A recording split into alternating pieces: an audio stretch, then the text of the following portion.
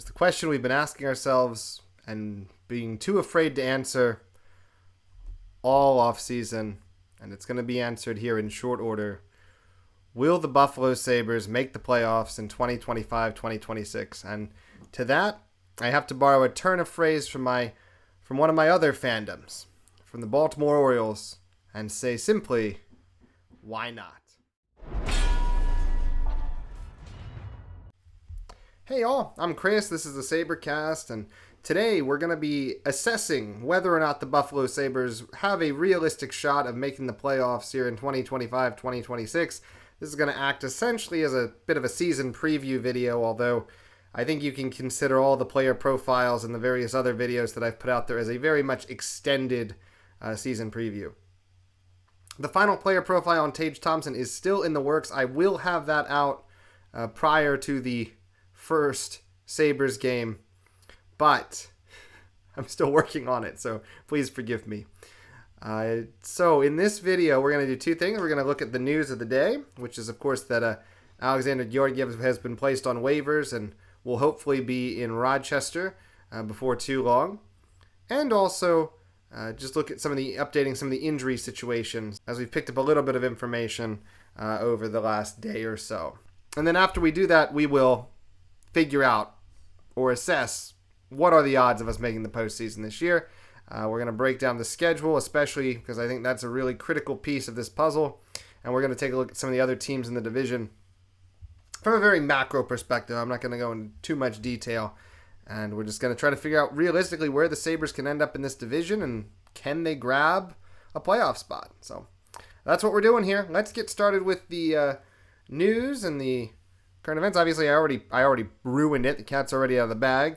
Alexander Georgiev was placed on waivers and sent to Rochester. This was something that the Sabres had been thinking about. If Colton Ellis became available, he was a guy the Sabres had kind of locked in on, and they really wanted to bring him into the organization if he became available from St. Louis, and he did. And Georgiev was sent down to kind of take the role that, if you go way back to when we initially signed him, I thought that was going to be his role, was to be Levi's backup in Rochester, and that looks the way it's going to go if he doesn't get claimed on waivers. The really interesting thing that could come out of all this is if Colton Ellis plays really well in his action for the Sabres, and then UPL comes back from injury, and you might have a situation there where it's going to be tough to make a decision on who the goalie should be and who you should keep and who you should get rid of. But it looks like we finally reached a stable place with the goaltending situation. To start the season, it's going to be Alex Lyon is the starter and Colton Ellis is the backup. On the injury front, we got a little bit of good news. I say that, but I know the folks that I'll be talking about are not exactly the pride and joy of the Sabres fan base, but Mattias Samuelsson has returned to practice as a full participant, no longer in the non-contact jersey, so he looks like he's going to be good to go for Thursday. UPL is continuing to progress in his rehab, but that man he is still week to week, and honestly, that man is a walking setback waiting to happen at this point. So I don't think we can expect him to be available. It's one of those cases where if he becomes available, that's great, but I don't think we should have any timeline on his availability at this point. And then Owen Power returned to practice in a non-contact jersey. He might be able to go for the opener. He might not be able to go for the opener. I would lean on he's probably not going to play, but they're also not going to show their hand. The Sabres did not add another player to their roster after placing Georgiev on waivers. So it is believed that last spot is there for Owen Power when he gets activated off the injured reserve. So that's all. That's really the injury notebook and the waiver notebook for today. Not really too much drama going on, although you really shouldn't expect too much this close to the season opener. They're probably going to want to keep things pretty stable. We've had about as much movement as we can take thus far. So, all right, so let's get into what the meat and potatoes of this video, which is, will the Buffalo Sabres make the playoffs in 2025-2026? I'm going to look at a couple of things, but the first thing I want to look at because it's really, really significant, is the schedule. Because the schedule is really interesting this year. And I think we have to look at that before we do anything. Because the way the schedule lines up, actually at this particular point in time, is really disadvantageous for the Sabres. So from the opener, Thursday, October 9th, to Saturday, November 8th, so about a month there, the Buffalo Sabres are going to be playing only 4 road games. 10 out of their first 14 games are at home. So this would be the part of the schedule where you need to make some hay very, very early. But, as we all know, the goaltending situation is very, very tough, and there's been a lot of injuries to the defensive core, and the schedule itself is not that easy. So I'm going to go through these games, and we're going to just think about them. So the openers against New York, all right, that was a near playoff team last year. Then they go to Boston. Boston probably not very good. Then Colorado, playoff team. Montreal, playoff team. Home against Detroit. Okay, that's a game we can take. Home against Toronto, playoff team. At Toronto, playoff team. Home against Columbus, near playoff team. At Boston. Home against Washington, playoff team. Home against Utah. Home against St. Louis, playoff team.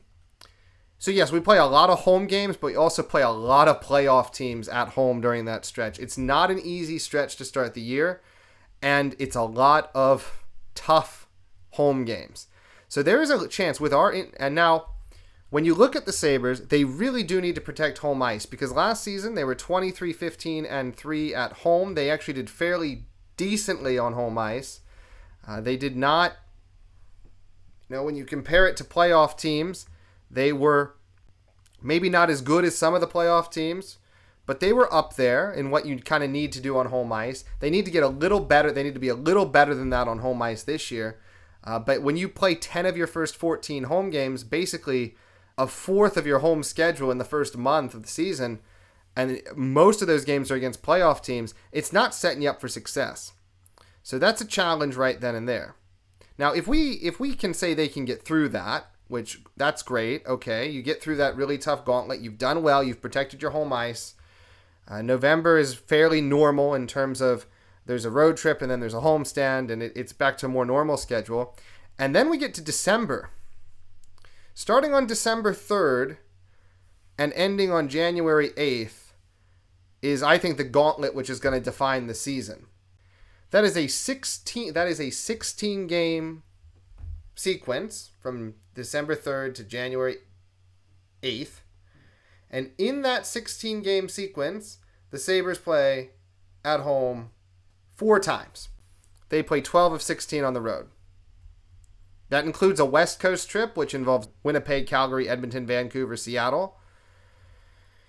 And that also includes a kind of a Midwest Southern trip, which has St. Louis, Dallas, Columbus in there as well. They also go to New Jersey and Ottawa in that stretch.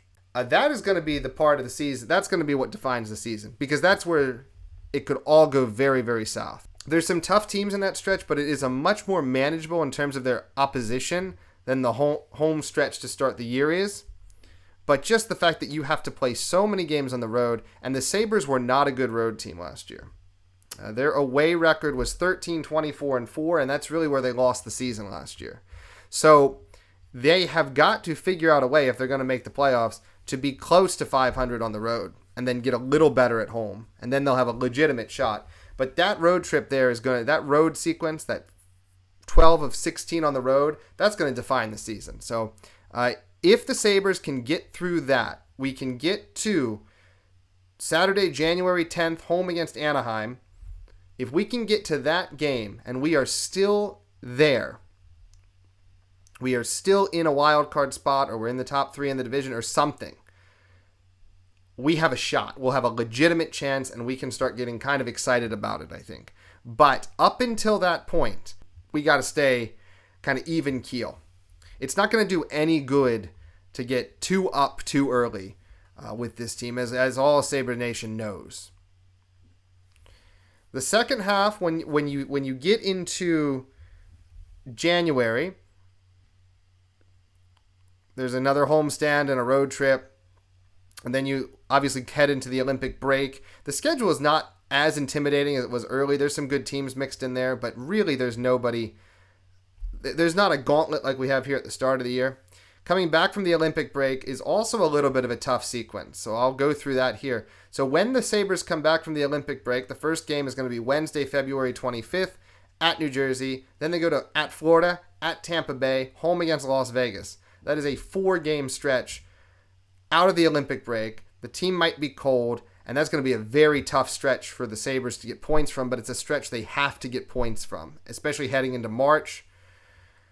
And then there's a very, very key homestand after that where the Sabres are going to have to find a way to get points and make some hay. Home against Nashville, home against Tampa Bay, home against San Jose, home against Washington, home against Toronto. That 5-game homestand is going to be absolutely critical.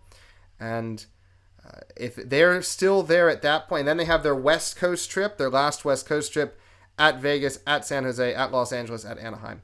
That is actually a pretty manageable sequence. So if they don't get killed coming out of the Olympic break, March is a month where they can do some damage and get themselves back into position. And then April is actually fairly soft. You have Islanders at Ottawa, at Washington, home against Tampa Bay. Okay, that's tough. But then home against the Rangers. At the Rangers, home against Columbus, at Chicago, home against Dallas. If they get through that first half and then they don't get killed coming out of the Olympic break,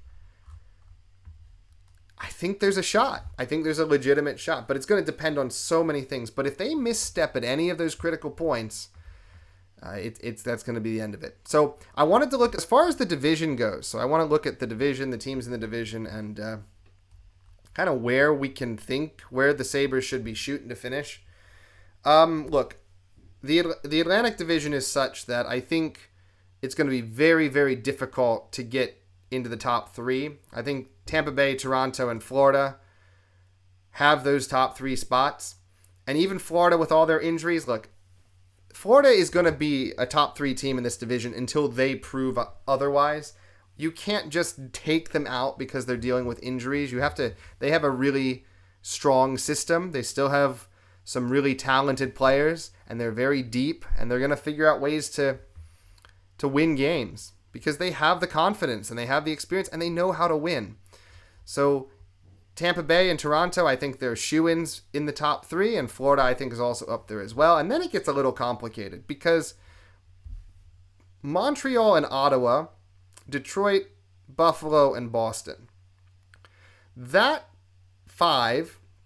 Those 5 teams in all the projections out there have been just all over the place. The one common theme is nobody's seemed to put the Sabres in the playoffs.